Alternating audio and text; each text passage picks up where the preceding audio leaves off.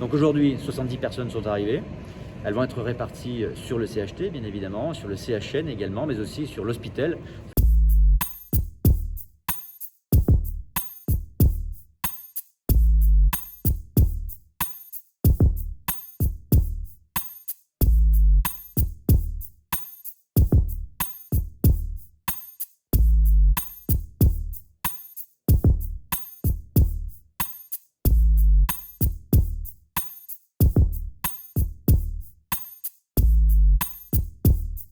Une mission exploratoire est venue et est repartie avant-hier sur Paris après avoir passé une semaine sur le terrain pour évaluer d'abord la situation sanitaire dans un premier temps, deuxième temps l'organisation générale sur le terrain et troisième temps les besoins en personnel et en matériel.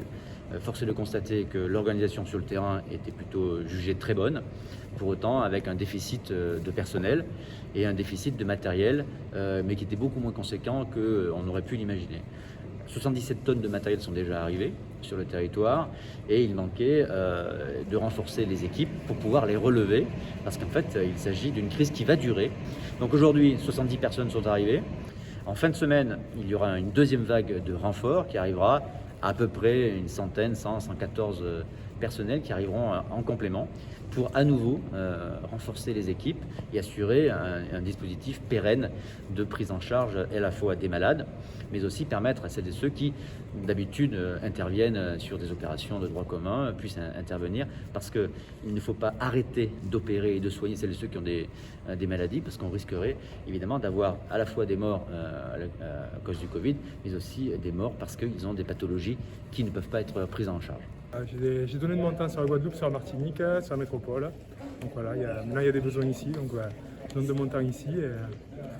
Voilà, et puis bon, comme j'ai une spécialité en réanimation, c'est un peu ce qui est en tension. Du coup, Martinique, voilà. Guadeloupe, c'était comment? C'était intéressant, donc voilà, ça permet de voir d'autres cultures, d'autres moyens de travail, d'autres méthodes. Alors moi je suis infirmier en réa, donc du coup je suis venu pour filer un coup de main aux collègues de Nouvelle-Calédonie.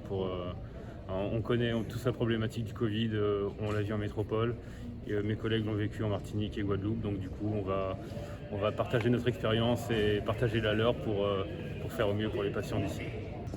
On ne connaît pas du tout la Nouvelle-Calédonie. C'est ma première mission, en outre-mer on peut dire ça.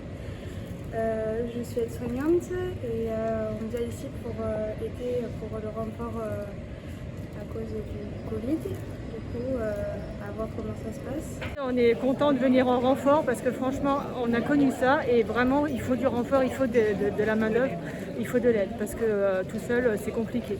Le taux d'incidence, c'est en fait le nombre de cas détectés positifs après des tests pour 100 000 habitants. Et donc, dans un territoire qui se déconfine, on est plutôt autour de 150, et là on est au-dessus de 1000. Donc vous voyez que en fait, le virus circule à grande vitesse, et c'est pour ça que nous avons pris avec le président du gouvernement une décision qui est le confinement et une mesure de couvre-feu. La population sera bientôt informée justement des grilles entre guillemets, ou des paliers à partir desquels nous allons pouvoir commencer à prendre des mesures de déconfinement, mais nous n'en sommes pas encore là. C'est pour ça que je lance encore un appel. Je sais qu'une partie de la population va dire encore, oui, encore, vaccinez-vous.